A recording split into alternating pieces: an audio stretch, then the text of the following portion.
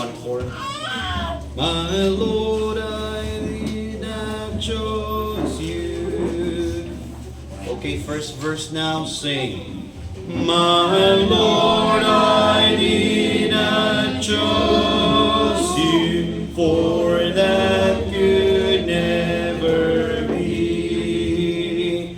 My heart would still refuse you, had you not chosen me. You took the sin that stained me, you cleansed me, made me new.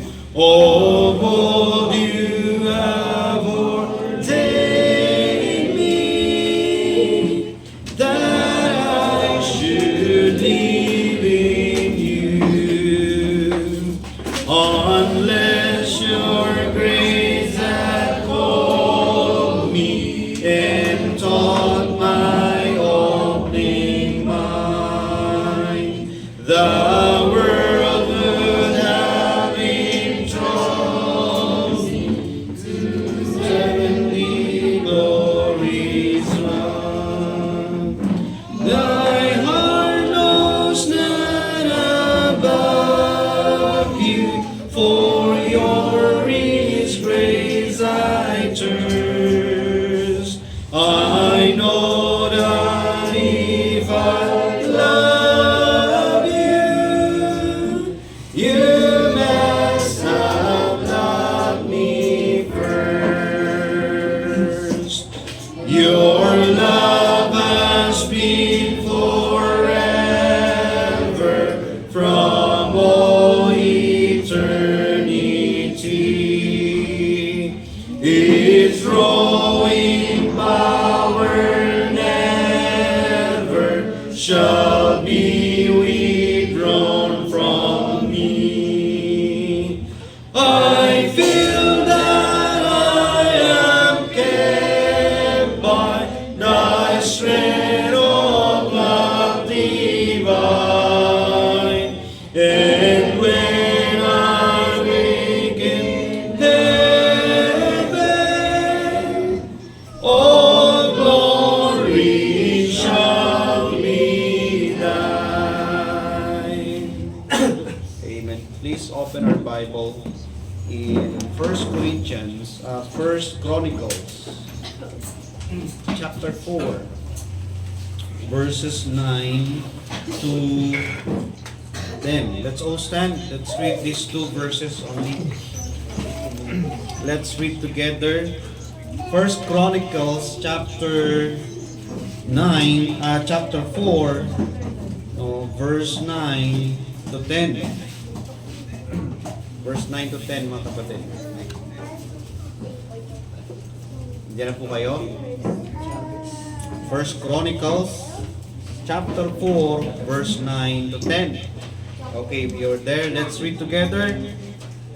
Okay, verses 9 to 10. Ready? Say amen, please. Amen. Okay, let's read. Ready, go. And Jabez was more honorable than his brethren, and his mother called his name Jabez, saying, because I bear him with sorrow. And Jabez called on the God of Israel, saying, oh, that thou wouldest bless me indeed, and enlarge my cause, that thine hand might be with thee, and that thou wouldest keep me from evil, that it may not grieve me. And God granted him with that which he requested. Let's pray. Panginoon, pagpalain niyo po ang mga salita na amin pong binasa at kung saan kami magbubulay-bulay sa umagang ito. Salamat po sa iyong kagandahang loob sa buhay po namin na kami nasa maayos na kalagayan ngayon.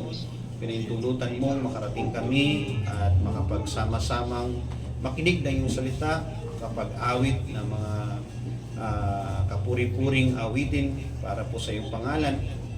At salamat sa iyong pagpapala sa mga mensaheng una mong pinahayag sa pamamagitan ng iyong lingkod, si Elder Roy. Pagpalain niyo po ang bawat isa, pagpalain niyo po ang aming ang gawaing ito, Panginoon. At dalangin po namin ang patuloy mong pag-abot sa iyong mga anak na hindi po namin kapiling sa oras na ito. At pagpalain niyo rin po ang mga gawaing nagsasagawa ng pagsamba sa araw na ito. Lord, pag-i-bless mo rin at abutin ang aming mga kapatid na nag-join online. Once again, make us worthy as you cleanse our hearts and mind. These things we pray in Jesus' name. Amen. Opo na po tayo at awit po tayo ng isang awit.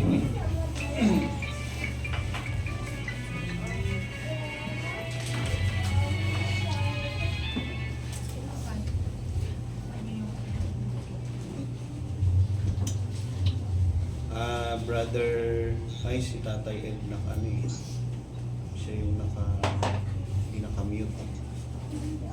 Amen, magitin ko. Wala siya nandun sa awit muna tayo ng isang awitin.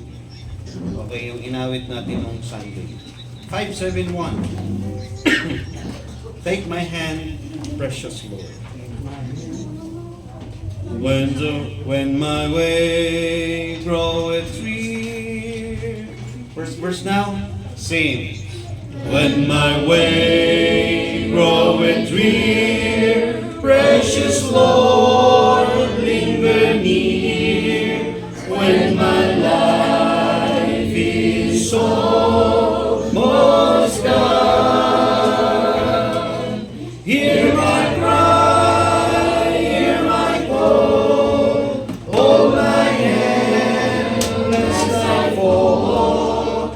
Take my hand, precious Lord, lead me home.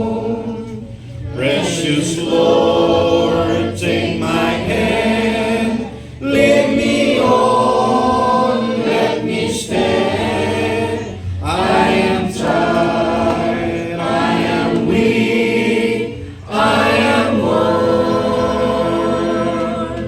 Through the storm, through the night, lead me on to the light.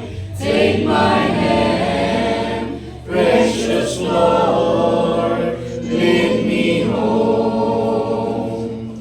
When the shadows appear and the night draweth near, and the day is past and gone, at the river I stand, guide my feet, hold my hand, take my hand, precious Lord, lead me home.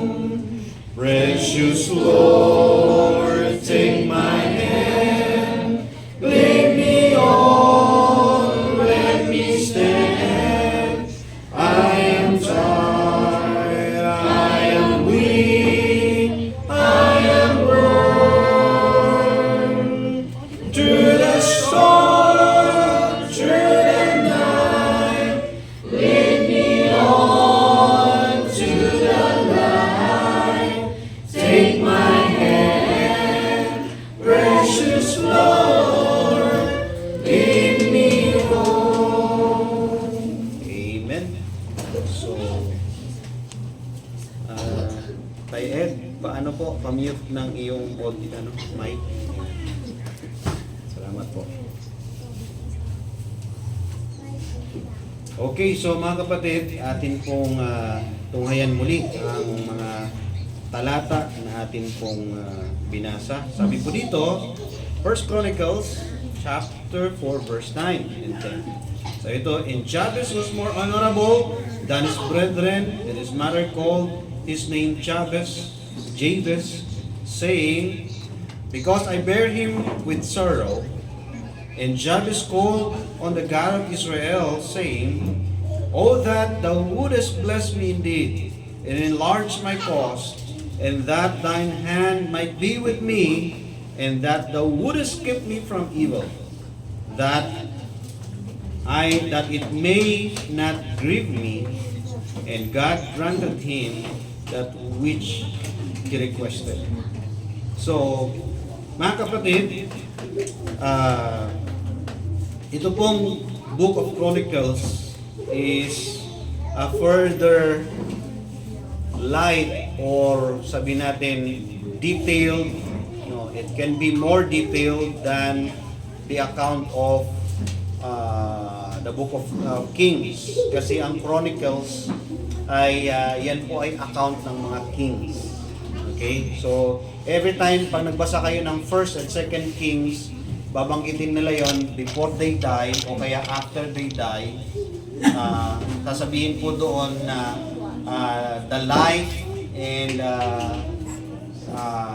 the life and works of this king are written in the Book of Chronicles, the Chronicles of Kings. So, meron pong Chronicles yung kings sa panahon po doon sa Northern Kingdom, which is yung departed kings, at saka yung kings of Judah. So, as far as we are to recall and be parang ma-refresh tayo na ang Israel po ay nahati sila sa dalawang kingdom, Northern Kingdom and then Southern Kingdom. And all of the kings there, meron silang equivalent chronicles. Okay? So, now, pag binasa mo yung First Chronicles from chapter 1 to 3, ay may kita mo doon usually mga genealogy. So yung pong Chronicles ay kapara po ng pag nagbasa ka ng Matthew, di ba? Pag nagbasa ka ng Matthew, the genealogy of Jesus is like that. So ganito rin yung Second Chronicles. Now mga kapatid, I will not go through much from chapter 1, chapter 2, kasi puro genealogy yun. We will just using that as reference further kapag umalagwa tayo, may kailangan tayong tingnan saan ba nakalink itong si ganitong hari. So puntahan mo yung Chronicles. Alam nyo, importante yung link, o yung kanyang heritage, o yung kanyang pinagmulan, dahil dyan mo makikita rin yung favor ng Panginoon, kasi ang Diyos He is kumbaga pag titingnan mo ang Panginoon, very particular siya sa genealogy, hindi po immaterial o walang sense sa kanya yung genealogy. And sometimes His presence alone because of the genealogy. Kasi ang favor ng Panginoon ay sabihin na natin at some area and majority ay may kinalaman sa genealogy. Kasi nag-pronounce kasi siya ng blessing for a person. Do you remember His blessing? Kanino siya unang nag-set ng blessing? Di ba? Sa panahon ni Seth, di ba? Kasi tumawag na yung mga tao. And then, ang mas kilala na talagang pinangakuan ng Panginoon is no other than Abraham. Di ba? Pinangakuan niya, you will be a father of many nations. And from that, nagsanga-sanga na yan. At now, yan po yung background ng Chronicles. Kaya pag nagbasa kayo, may idea na po tayo what should be the Chronicles. Now, sa ating binasa ay may binanggit dito ang pangalang Jabez. You know, Jabez, very familiar to siguro kasi madalas nang pinipreach ito na they titled The Prayer of Jabez. And sa ating pong pag-aaral ngayon o pag-aaral ngayon, we will be delving to the prayer of Jabez, and the right attitude in prayer, Yung tamang pag-uugali o o tamang attitude pagdating sa panalangin.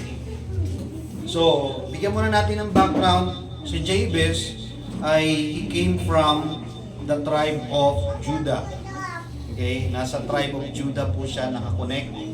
At siya po ay kung maalala niyo yung background si Judah, yung unang anak niya na namatay.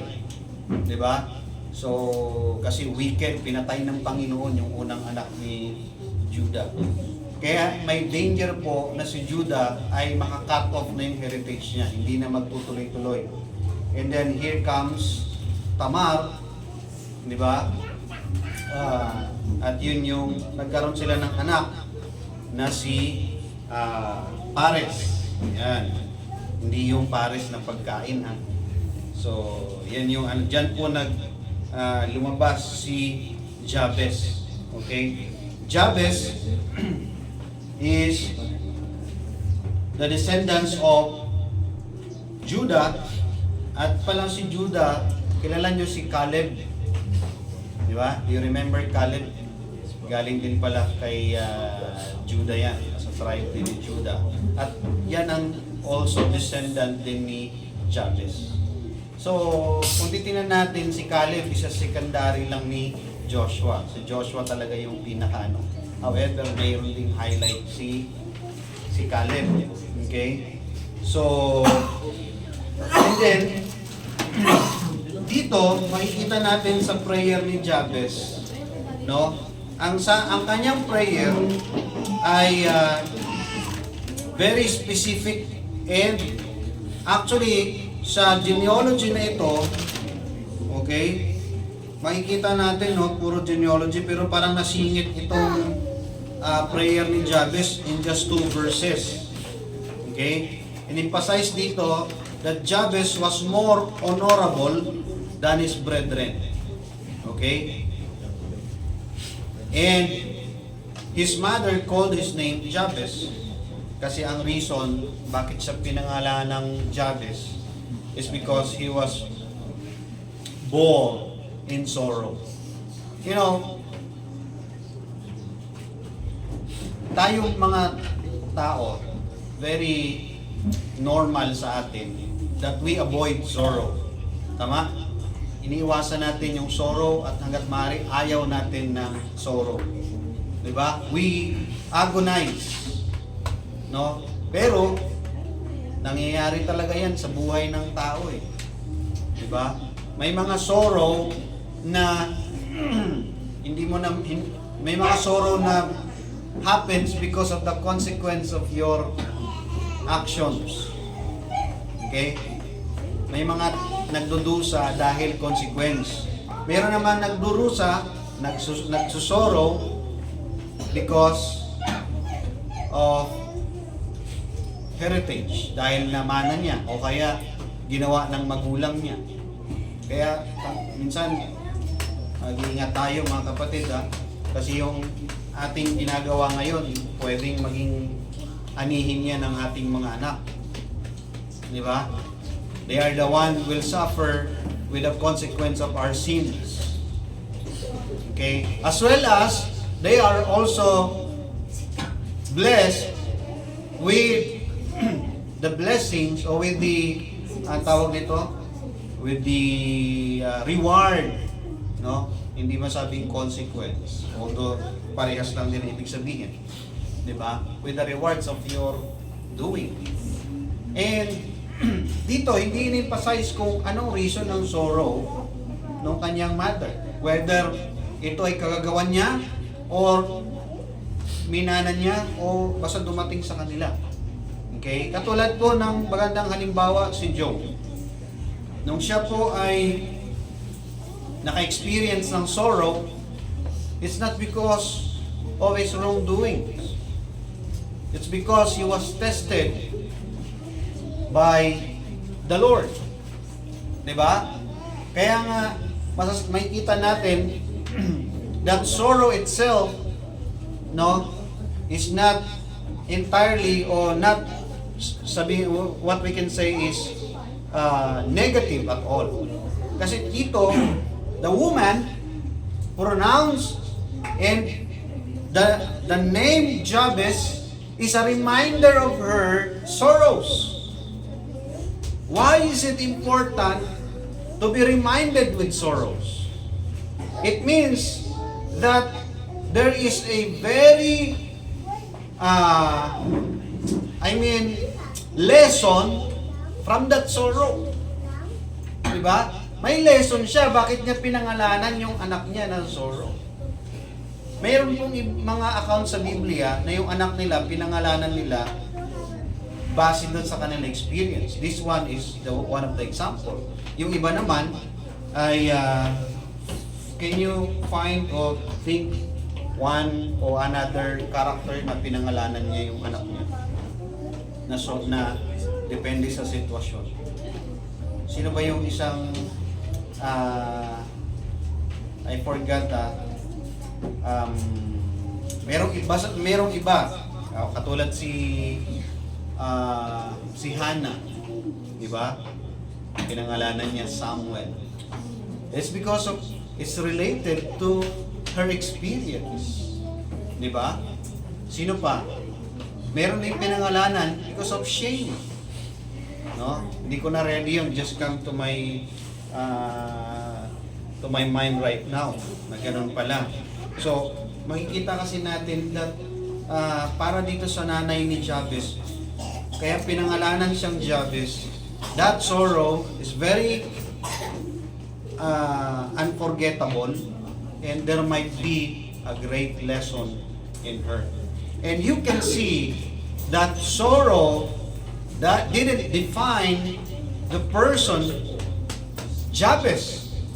No? Kumbaga, when she was, nung siya ay dinadalang tao hanggang siya may silang, nasa sorrow yung mother niya, pero hindi naging dahilan yon, hindi nag-define yon ng kanyang buhay. Magiging pangit ang kanyang kinabukasan dahil sa nangyaring ito. No? So brethren, what I can say right now, that sorrow is, we are all subject into it, but we can plead to God. Kung hindi man natin maiwasan ang mga bagay na ito, but it's better that we are sorrowing in our obedience to God than we are in sorrow because of our disobedience. Diba? Tandaan niyo po yan. Tandaan natin yan. Dahil mahirap pag sabing sorrow ay hindi po yun biro. Kaya nga, mayroon bang sorrow na very light na katawa, hindi ka nagsusoro. No? So, dito, nakikita natin that sorrow, I think and I believe, give Jabez the faith na meron siya ngayon. I believe that Jabez aware with the sorrow of her mother. Alam nyo, parang tayo yung sorrow, sabi natin, we can level it up. May iba't ibang level ang sorrow natin. You know, poverty is one of the sorrow that people may see and experience. Yung bang sa pag-aaral, sa pagkain, salat kayo, di ba? Hindi kayo makabili ng ganito. Nagsusoro ka dyan, di ba? And those people, especially young ones, yung bata pa lang na nakaka-experience ng ganong mga kahirapan. Minsan nakakita ka sa Facebook ng post, batang-bata pa, minsan mas bata pa kay Joseph. Very mature na, nagpapalat na ng balinghoy, nagluluto na ng sarili nila. Walang magulang. No? I believe that's isang sorrow in life yan. Di ba?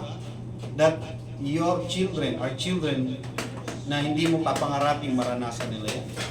Di ba? Pag nakikita natin sila. But they are mature. Di ba?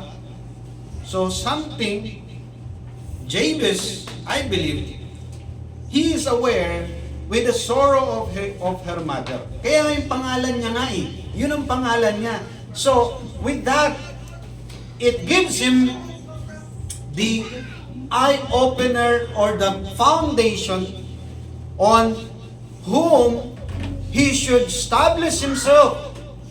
Saan ba siya o kanino ba siya o sino ba ang kanyang dapat na pananampalatayanan? Saan ba dapat niya i-lay down ang kanyang buhay? And you can see the wise, kaya nga tinawag si Jabez na he is more honorable than his brethren. Bakit? Kasi na despite of the situation na sorrowful, find something. Wag na natin tingnan yung pinaka-specific, but we can just look at the meaning of being sorrow. Mahirap talaga yun. No? Siguro, hindi lang dugo at luha at ang mga naranasan nila dyan. Pagsasorrow. But then, naging foundation ito ni Jabez. That he called on the God of Israel. And dito, natutunan ni Jabez manalangin. Sorrow leads you to pray. Amen. Comfort leads you to be wala. It leads you to be insensitive. Kasi pag nasa comfort ka, wala ka parang you don't feel any pressure eh. Diba? Why should I worry? Why should I think about it? Why should I take serious about it? Pero pag nasa sorrow situation ka, diba? Your mind is active. Your senses are all active. With the pain and how you gonna feel ease from that. Paano ka makaka-feel ng kagaanan? And you are always active searching to whom and to where. Diba?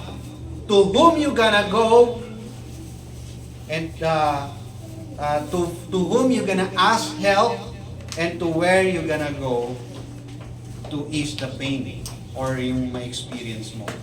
So, kaya minsan yung mga kabataan, mga bata pa, pinapayuhan kayo ng mga nakakatanda sa inyo na yung decision nyo kapag ka hindi kapag kaalanganin, sinasabihan kayo, makinig kayo sa amin, makinig kayo sa mga nakakatanda.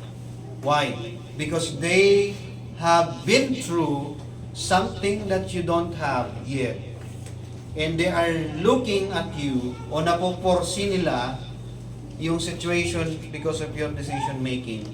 Kasi you are not yet, hindi mo pa na-imagine yung pain that you may going through with that decision.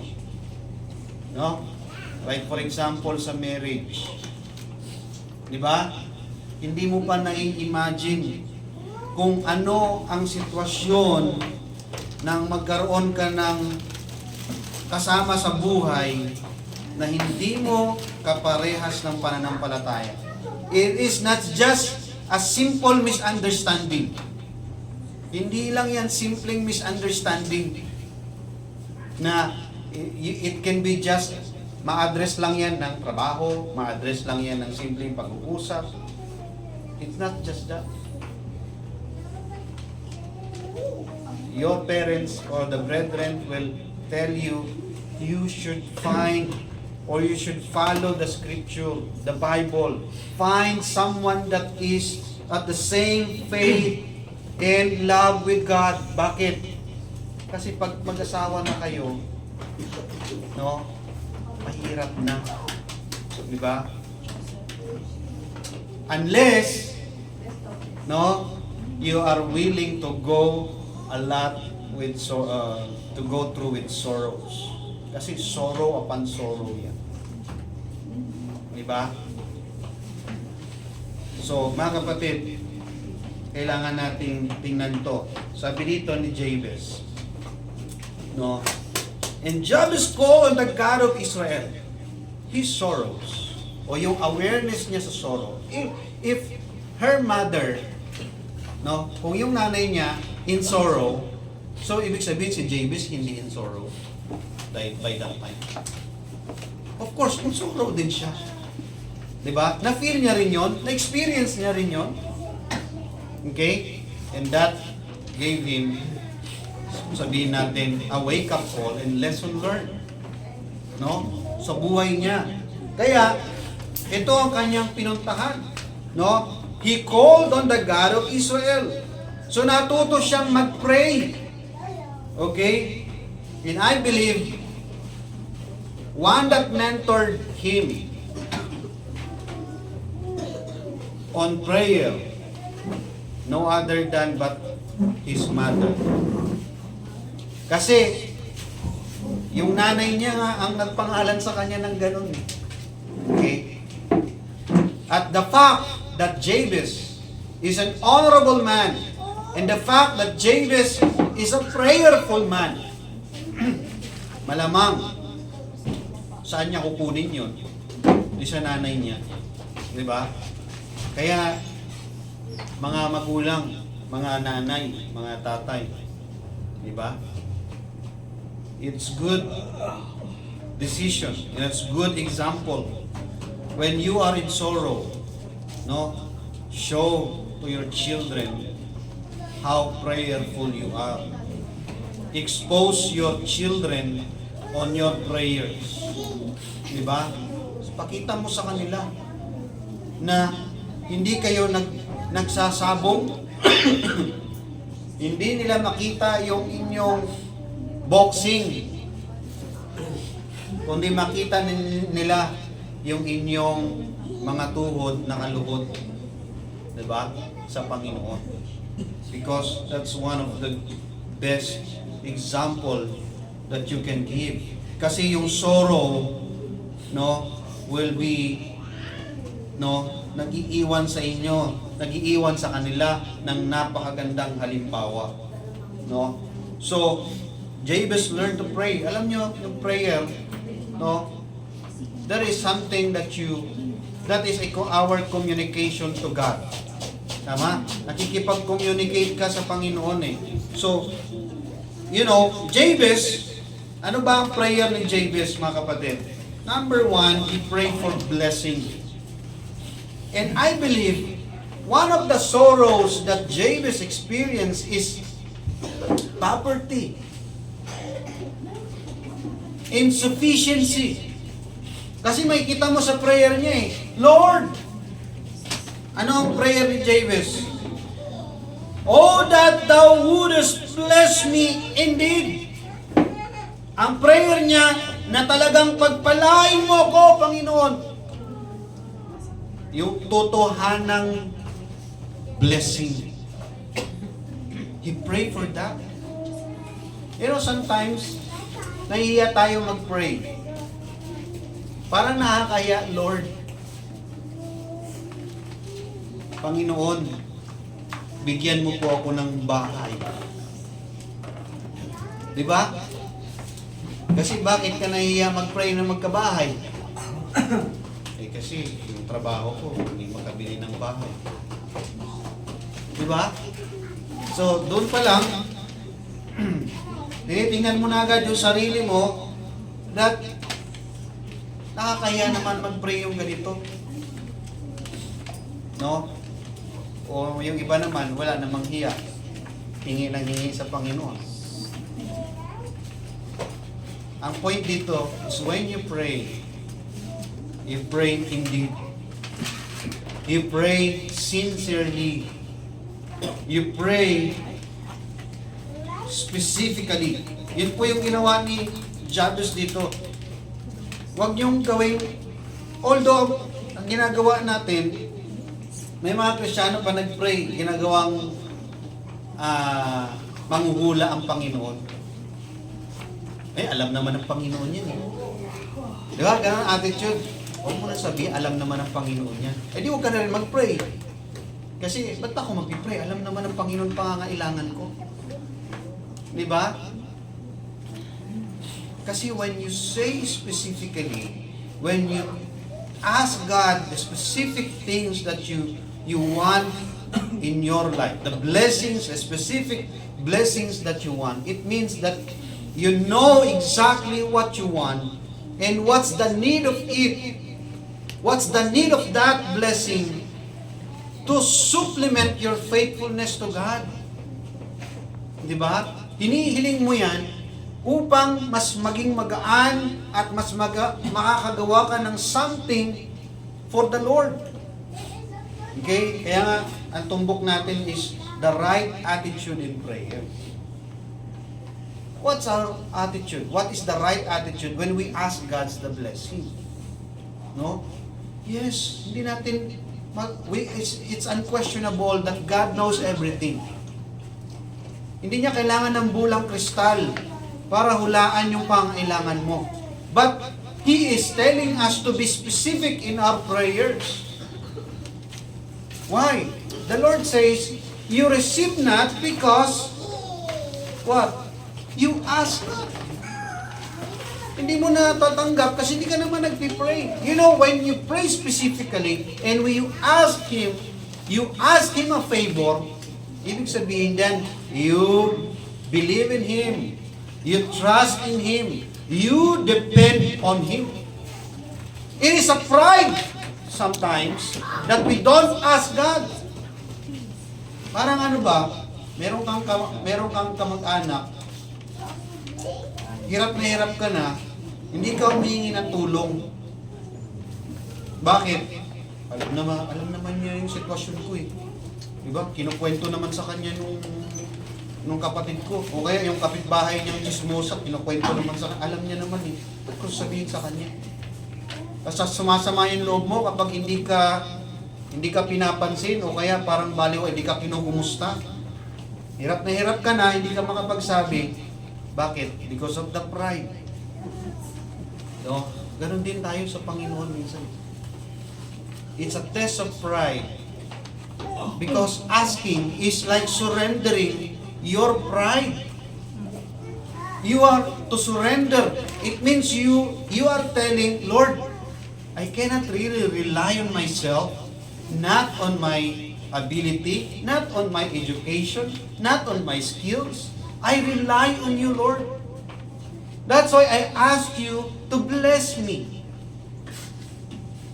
And I'm very, very grateful about it. Alam mo naman yan eh. Kapag nagkaroon ka ng utang na loob sa isang tao, what should be the automatic, ano ba ang natural doon?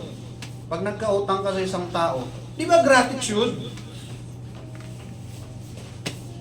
Ang problema sa atin, doon tayo kulang eh. Yung gratitude. And sometimes, it makes God jealous.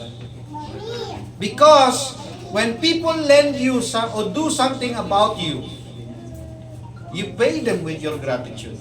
You pay them with your respect. Pero ang Panginoon, giving a lot, even you didn't ask, but there's no gratitude. And when you ask God like this, specific blessings, it means you are surrendering your pride, trusting Him, and you are ready to express your gratitude with whatever blessings you receive from that. Diba? So, Jabez specifically pray for blessings. Diba? Yan po yung makikita nyo. Sabi niya, "Oh, that thou wouldest bless me indeed, and enlarge my cause." My cause. You know, in the old time, when you have a large border, yung marami ka na sakupan, it defines your wealth. Tama? Pag malawak yung sakop mo, malawak yung cost mo, it defines your blessing. And Kasi, alam mo naman noon, ang source ng provision at blessing is yung mga tanim. Di ba? Marami kang sasakain, marami kang ano. So that's it. James prayed exactly for that. Ito yung blessing na gusto ko, Panginoon. Eh, pastor, hindi naman siya nag-pray ng kotse, hindi siya nag-pray ng bahay, hindi siya nag-pray ng ano. Ikaw wala pang kotse noon eh. Di ba? May kotse na ba noon? May Ferrari na ba noon? May helicopter na ba noon? Wala pa eh. What he prayed is the border. What he prayed is the blessing. Or he has the border, and pag may mga pananim siya, i-bless yung kanyang mga pananim. Okay? Very specific. Pray for blessings. No? Specific. Enlarge our cause. Ano pa? Pray for presence. You know, si Jabez, tingnan mo yung prayer niya. He didn't stop with blessings. Lord, bless mo naman ako. Sana po, Panginoon, bigyan mo ako ng bahay. Di ba? Kahit maliit. Nung binigay yung maliit, sana pala nilakihan ko na. Sikip kami. Di ba? Lord, bigyan mo ko ng bahay kahit no, ano lang, rough lang. Pagdating doon, namumroblema, paano kaya ito ipagawa ng daming gagawin? Dahil pala, fully furnished na lang. Di ba? Brethren, when we pray, no, we should not stop on that. Jabez prayed not only for blessings, but he prayed for presence. Ano sabi niya dito? And that thine hand might be with me. So, ibig sabihin doon, Jabez prayed also with the presence of God in him, obtaining the blessings that he asked from God, and also his hands upon him with that. Ang hirap. Kaya, when you ask God specifically, kaya kailangan very specific, kasi you will think what specific blessings that is according to the will of God. Because you know that there are some blessings here in this world that the Lord will not go with you. Trabaho, Panginoon, bigyan mo po ako ng trabaho. Ay hindi mo specific na walang linggo. And so you think every job is the will of God. Ayan na, may nag-offer na sa'yo. Ay, salamat Lord, may trabaho na ako. Hindi mo rin specific magkano yung sweldo. Ang liit ng sweldo. Di ba? Hanap ka ulit. O sige, may nag-offer sa'yo. Malaki, in-specific mo na yung sweldo. Lord, 20,000. Lord, 25,000. O, nagkaroon ka, 25,000. Ay, galing sa Panginoon talaga to, pastor, kasi nag-pray ako ng trabaho, nag-pray ako ng specific na sweldo, binigay ng Panginoon, kaso may linggo. O di, ay galing sa Panginoon to. Do you think, bibigyan ka ng trabaho ng Panginoon, at specific will niya, tapos, hindi ka makakapagsamba? What is you are not asking a specific prayer na that the hands of God be upon you. You should not stop asking God in blessing. You should also ask the Lord's presence. That's why when you pray a specific blessings, think about it, whether the hands of God be upon you with that. So, Jabez knows what are the blessings that God is not against. No, hindi po nag-pray si Jabez ng marijuana, ng drugs. Di ba? Blessing din yan eh. Because you will earn money about it. So much money. Pero sa tingin mo, samahan ka ng Panginoon doon? Hindi. Di ba? So, let's ask a blessings that will allow or make the presence of God with you. So, Jabez prayed for presence. Sabi niya, in that thine hand might be with me. So, pray with what is acceptable unto Him. Manalangin tayo, yung right attitude, let us ask that what is acceptable unto Him. Why? Because there, His presence go with you. When you ask and have something that is not acceptable to Him, you cannot really expect His hands upon you. Bakit? How can two walk together except they be agreed? You are in this agreement with God. No? Kaya nga huwag tayong na lahat ng blessings galing sa Panginoon. Dahil even Satan can offer the world for you. Di ba? Ang Panginoon mismo hindi nakaligtas sa temptation ni Satan. Di ba? Sa panahon pa, na very good timing, nagfa-fasting ang Panginoon. And by that time, the Lord has nobody with Him. Kaya sabi niya, gugutom ka? Sabi, yung bato kaya mo gawing tinapay. Subukan mo nga, pakita mo sa akin. Di ba? Tapos, nag-iisa ka lang Nag-iisa ka lang. Gusto mo, ibigay ko sa iyo yung mundo, sa'yo lahat na nakikita mo. Di ba? Very good timing. Temptation comes with very good timing. Very good timing. Wala kang trabaho. Very good timing yan, Brother Christian. Very good timing. No? So, it is your best shot to pray specifically and prove whether God is true to you. How come the Lord will give you work na walang Sunday? Kasi nga, very good timing. Buntis yung wife mo. Ganito. Very good timing. And if you're going to prove the Lord, Pastor, wala na talaga Puro talaga may linggo. Wala magagawa si Pastor dyan. But God can do.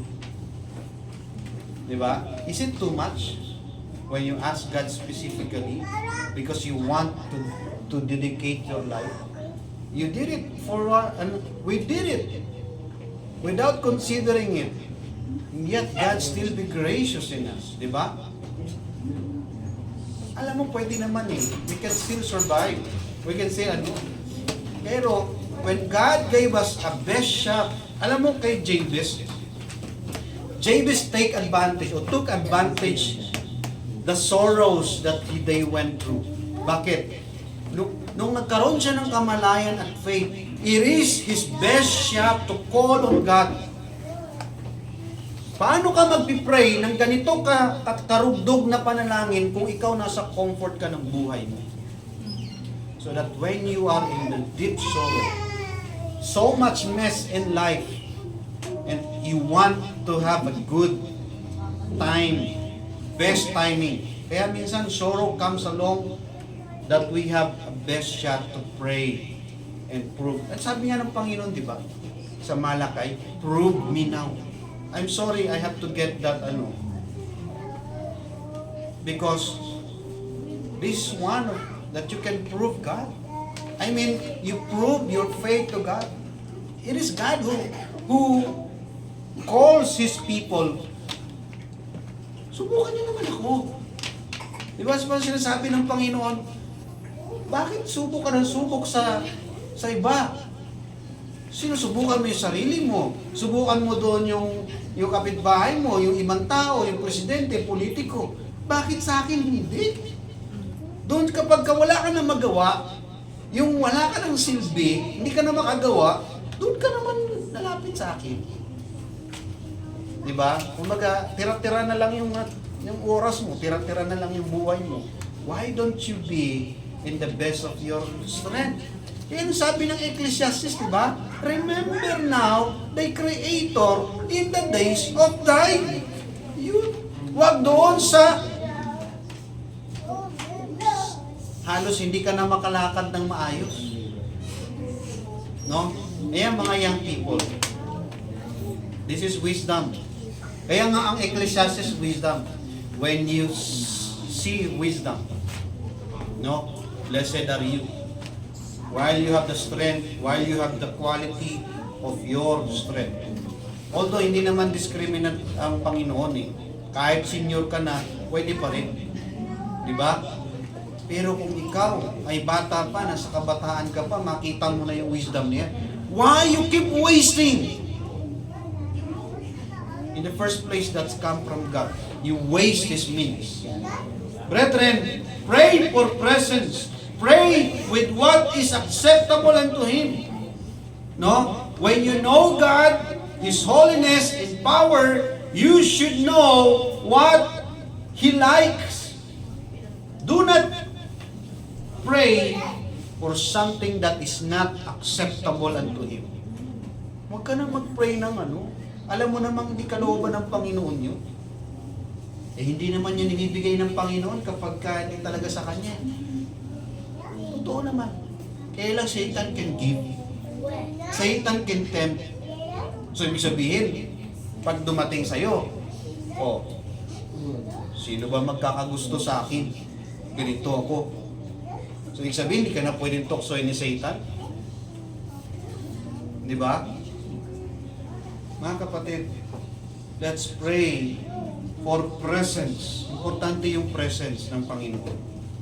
Dami-dami nating pinagpipray. Dami-dami nating gustong magkaroon tayo.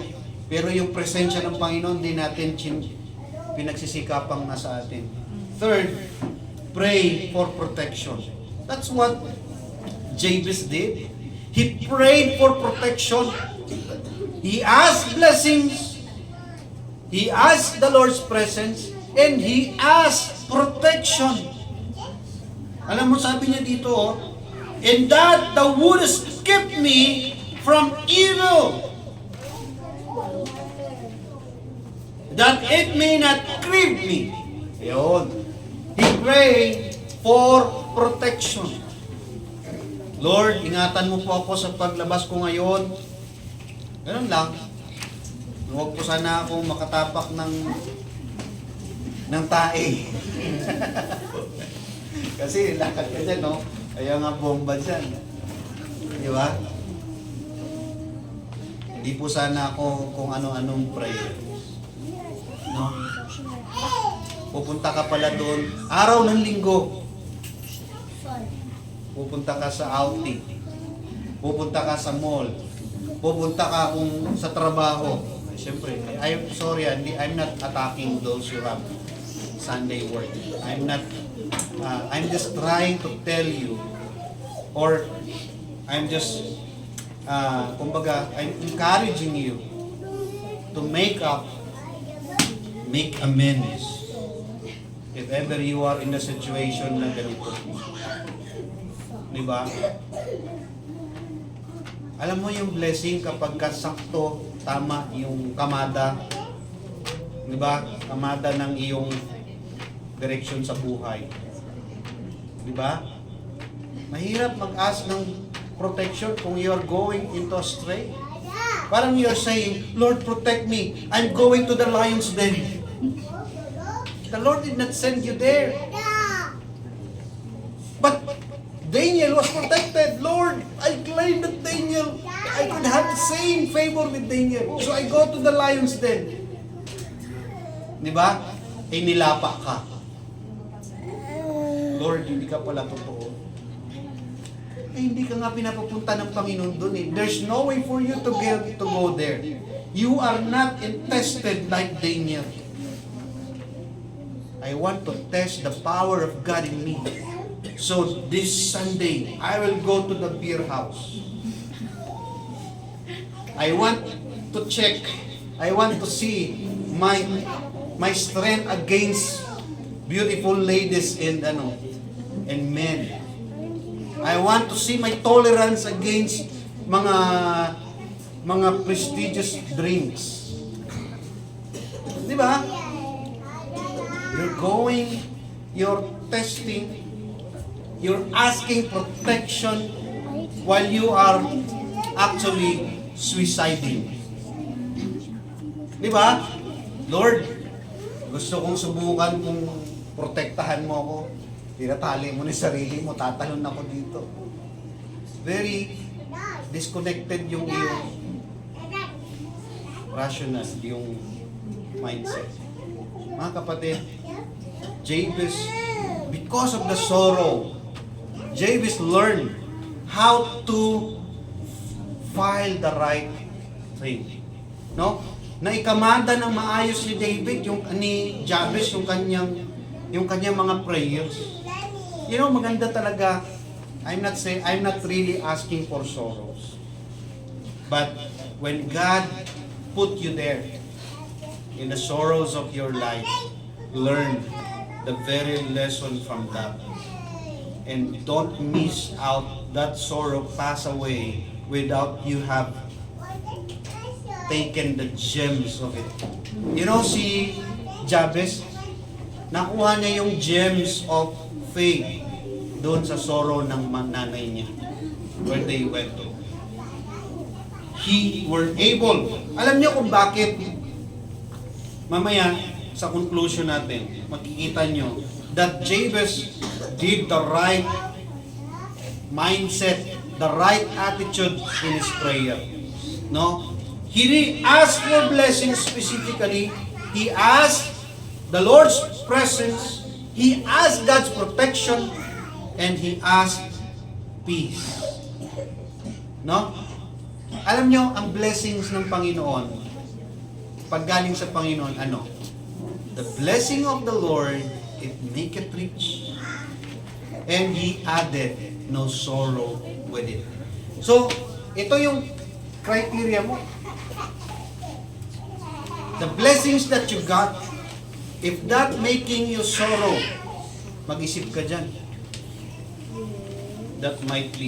There must be something hindi galing sa Panginoon. And you should not take holding on because the more sorrows. You have to let it go. You have to let go. Or else that will damage you. Hindi na sorrow, baka chastisement na.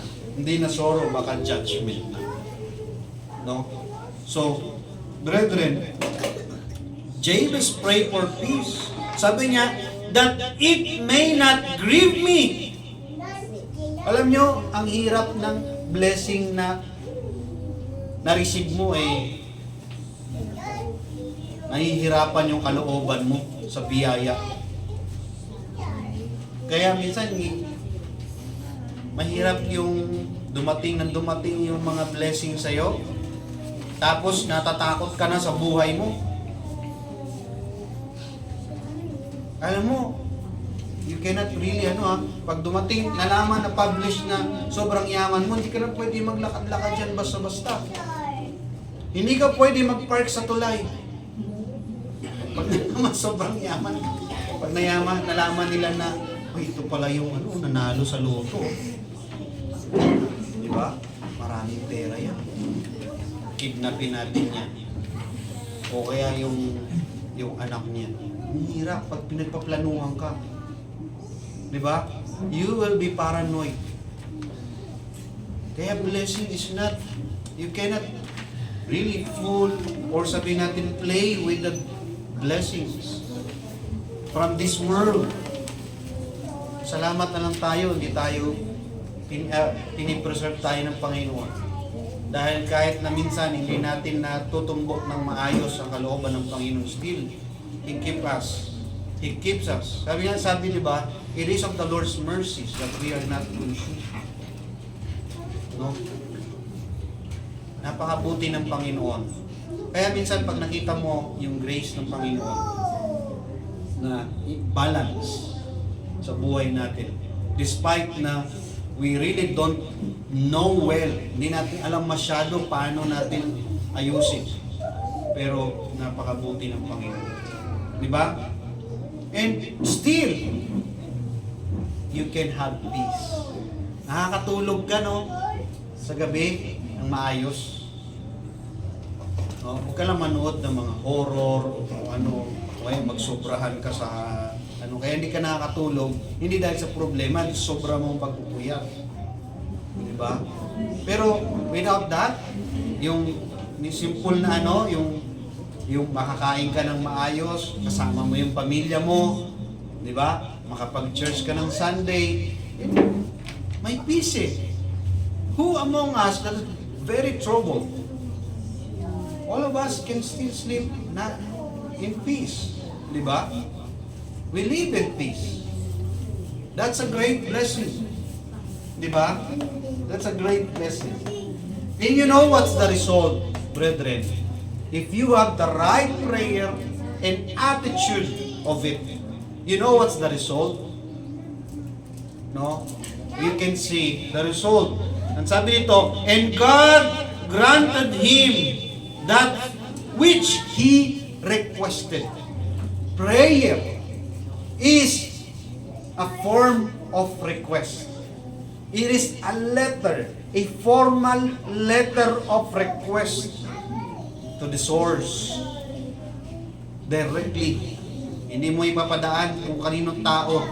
You write a letter of request directly to the source, to the supplier, who is God.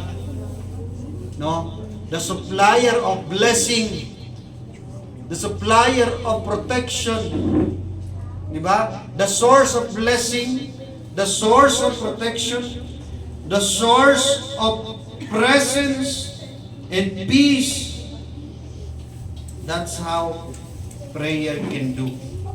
You are there connecting directly to the source of all that you want, all that you need.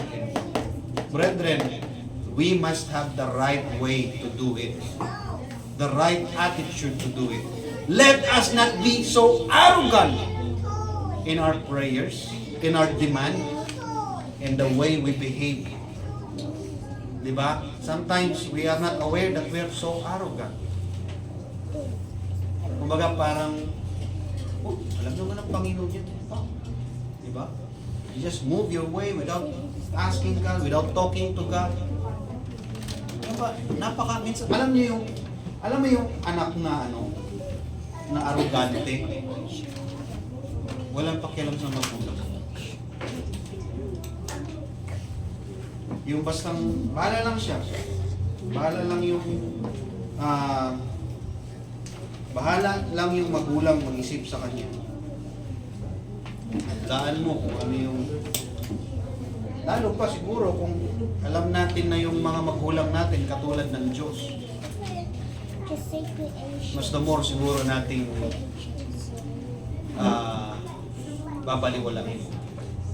Pero samantalang nung wala pa tayo, we cannot do anything yet. We're so very, baby pa lang, very dependent. Grabe yung alaga sa atin. Pero lumaki na, niho-niha, totally wala. No? Let us not be like to our parents, especially sa ating Panginoon. Diba? So, let us have the example of Jabez, that his sorrows turned him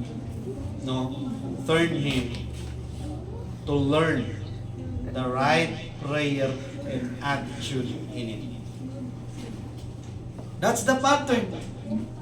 And God granted him. What a rejoicing in a victorious feeling when the Lord grants you with your prayers. No? Kaya minsan, di ba, sinusulat natin yung mga prayers natin. Hindi na nga natin nagawa yun, but then, try to write your prayers. Sige. 5 to right. In the year. Then cross out all the prayers that you ask for. May kita mo. Minsan, may mga need ka pa nga eh. May mga demands ka pa nga na hindi mo pinanalangin pero nandiyan. Di ba? Bonus na yun. Siguro mas marami pa yata yung bonus kumpara doon sa pinapag-pray mo. Sobrang daming bonus. Because every wake up time in the morning is a bonus from God. Diba? You didn't ask every day about your life to extend it. Every day ka about me, Lord, please extend me tomorrow. Hindi naman ganun eh. Because you don't know if the Lord will do that for you. But every time you wake up, I tell you, it's a bonus. I am saying, what you have and you don't ask are bonus. We have so many blessings that we don't ask but we have. Kaya sinasabi ko po, yung bonus natin, mas marami pa doon sa mga pinag-pray talaga natin. Di ba? Kasi yung pinag-pray mo, you should owe it with your gratitude. You should pay it with your faithfulness, even though it's not enough. But then your life, our life, is a granted blessing from God. Diba? Kaya nga, wag natin pong sayangin yung ating buhay, wag natin sayangin yung ating lakas. Let's serve it to God. Give Him the glory for that. No? May the Lord bless. And may give us the right prayers and attitude so that we can enjoy harmony with the Lord. Di ba? Yung bang hindi tayo magkaaway ng Panginoon. Hindi nyo kaaway yung Panginoon. Hindi mo kasalungat si Lord. Kundi harmonious yung buhay mo dito at ang kalooban ng Panginoon. Very hard to oppose with God. Very hard. And very tough. Sabi nga ng Panginoon kay Paul mahirap sumalungat sa Panginoon. Diba? It's hard for thee to kick against the prick. No? Let's live along with God. Huwag tayong maging huwag nating gawing kaaway ang Panginoon. Let's make Him an ally in this life. And sorrow is just there, no, na ma-overcome natin with so many lessons. Let's all stand, let's pray. Panginoong Diyos na mahabagin at makapangyarihan sa lahat, salamat at patuloy ang aming pagpupuri sa iyo, sa iyong kabutihan, kagandahan. Sa buhay po ni Jabez na naging magandang halimbawa sa amin, Panginoon. Nawa po ay masumpungan namin ang mga kalooban mo at maging tama ang aming mga kahilingan at maging tama ang aming pag-uugali sa mga bagay na ito. Purihin ka, Panginoon Diyos. Ang lahat ng ito ay aming dalangin sa pangalan ni Jesus. Amen. As we continue, let's sing unto the Lord.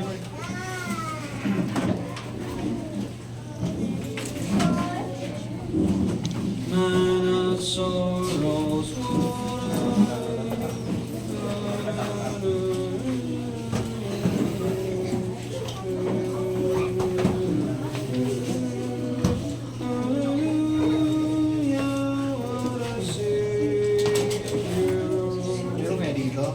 Hallelujah, what a Savior.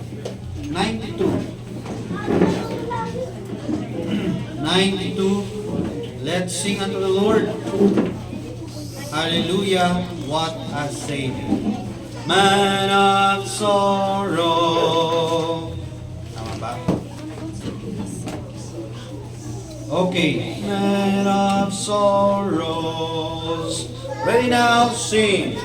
Man of sorrows, what a name for the Son of God who came, ruin sinners to reclaim. Hallelujah, what a Savior.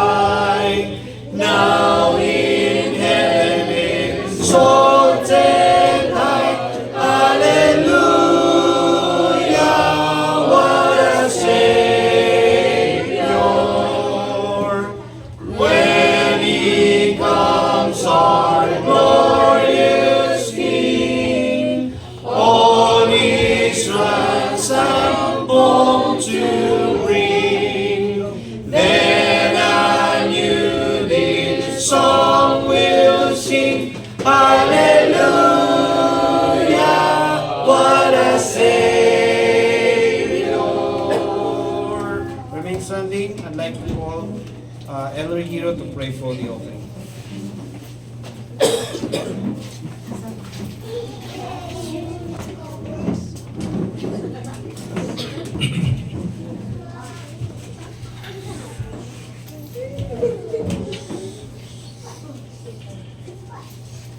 Our eternal Father in heaven, we are so blessed and we are so grateful that we could gather here in that church in this beautiful Sunday morning.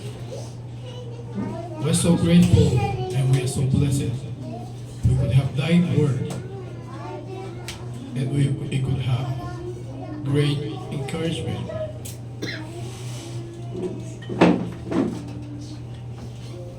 Thank you, Father, for everything that you have given to us. Every protection and every blessings that you give us in our lives.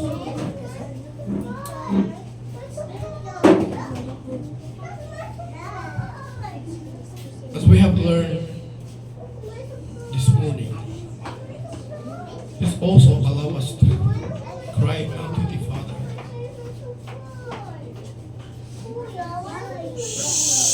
Please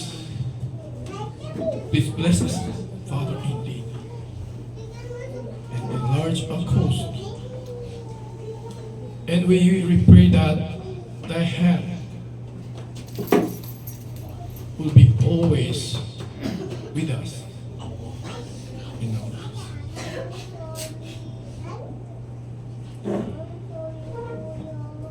Father, we are living in the world. Very discouraging work. And time to time we have to even experience really hardship, difficulties, even tragedy in our lives. But whatever we experience, whatever we encounter, we really pray that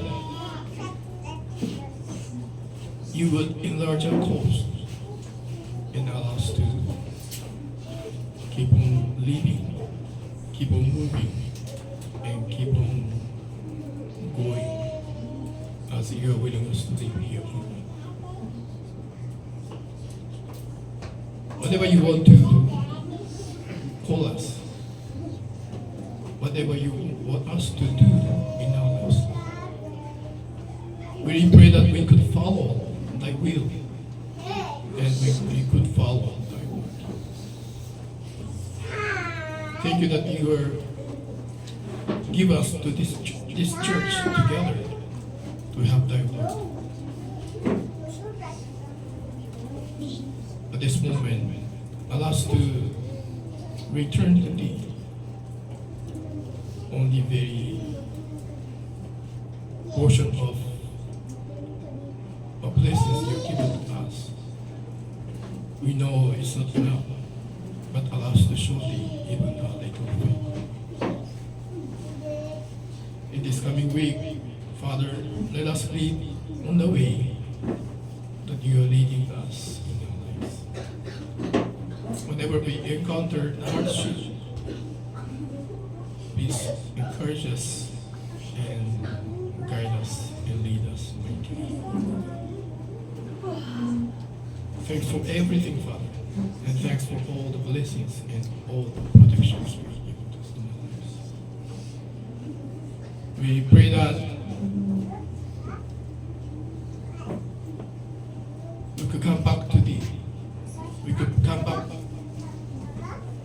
this church next Sunday with more brethren and with more thy children. Please also bless this church, all the members, including the people they wait, who are waiting to learn thy word.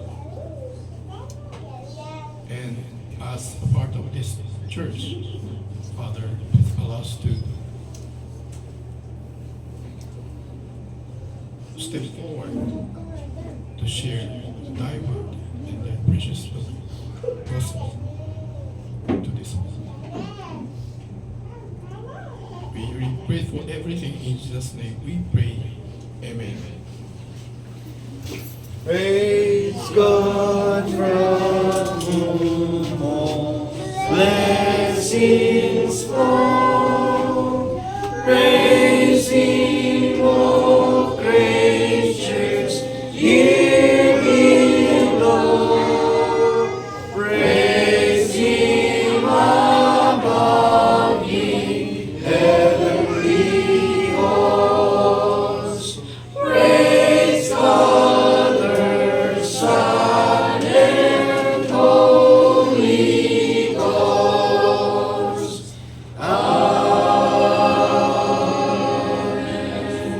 Amen. The Lord bless you and keep you. Make His face to shine upon you. God bless and happy Lord's Day.